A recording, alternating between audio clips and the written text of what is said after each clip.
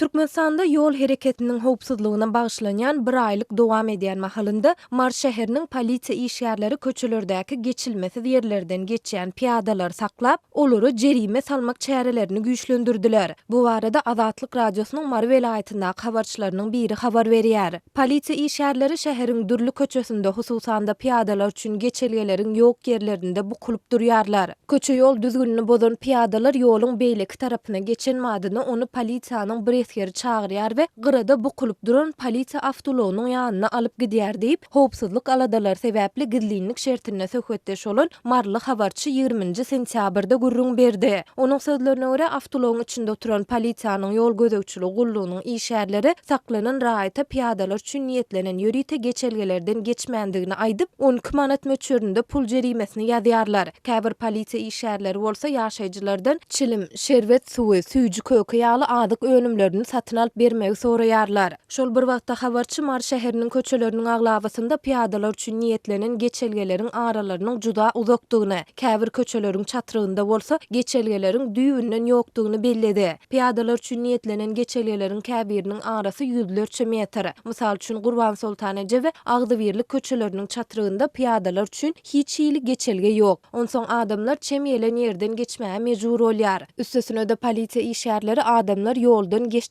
wagty hiç zat diýmeýärler. Olar adamlaryň köçäni kesip beýleki tarapy geçmegine garaşýarlar. Şondan soňra olar saklaýarlar diýip habarçy aýtdy. Galy berse de habarçy Marly ýaşaýjylar bu köçelerden mundan ozal hem geçip ýörendiklerini aýdyp polisiýa işgärlerinden bu çäreleriň amala aşyrylmagynyň sebäplerini sorandy. Olaryň şeýle jogap berýändigini belledi. Ýurtda ýol hereketiniň howpsuzlygyna bagşlanýan bir aýlyk gutorýança, ýagny sentýabryň ahirine çenli geçmek bolanok. Soň ýene hemme zat öňköňkülük bolar diýip habarçy bir polisiýa işgäriniň sözlerini titirledi. Azatlyk radiosyna ýokarda gurrun edilen ýagdaýlar barada polisiýanyň ýol gözegçiligi gullugynyň Mar welaýatyndaky edarasyndan we Türkmenistanyň içeri işler ministrliginden maglumat almak başartmady.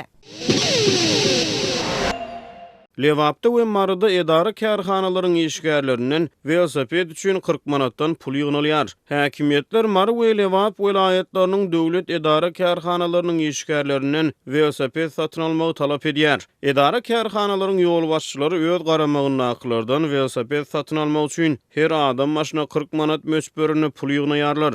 Bu barada Azatlyk radiosynyň ýerli habarçysy howpsuzlyk ýagdaýlary sebäpli gizlinlik şertlerine 20 sentýabrda habar berdi. Edaralaryň başlyklary öz işgärlerinden 40 manat möçberini pul ýygnalýarlar. Velosiped almagyň sebäbini velosipedli ýörüş çäreleri bilen düşündirýärler diýip habarçy aýtdy. Onuň maglumatyna görä döwleti degişli ähli edaralary şolaryň hataryny welaýatlaryň, şäherleriň we etraplaryň hassahanalarına velosiped satyn almak boýunça dilden görkezme berildi. Bu görkezme iň bärkisi Keramzit kärhanasyna we şuňa meňdeş beýleki kärhanalara da degişli bolup durýar diýip habarçy aýtdy. Onuň sözlerine görä işgärleriň aýlyk haklary төлenen edaralaryň başlyklary öz garamagynakylardan 40 manat tölew destine tölemegi, heniz aýlyk haklary geçmediklerden bolsa ilkinji mümkinçilikde bu tölewi geçirmegi talap edýärler. İşgärlerden iň ýakyn wagtda öz plastik kartlarynyň pulny agtlaşdyryp 40 manat möçberinek pulu başlygyň eline tapşyrmak talap edilýär diýip ol sözüne goşdy. Türkmenistany resmiler jemgyýetçilik çykyşlaryna ýurtda velosiped sportunyň ösdürilýändigini gaýtalaýarlar. Ýöne Azatlyk radiosynyň habarçylary bilen gurrundaş bolýan bir näçe ýerli ýaşaýjy şolaryň hataryna ençeme büdjet işgäri velosipedli çäreleri özleriniň mejburi gatnaşdyrylýandygyny aýdýarlar. Ýöne resmiler velosiped üçin raýatlardan mejburi pul ýygnalmagy ýaly ýagdaýlar boýunça beýanat bilen çykyş etmeýärler.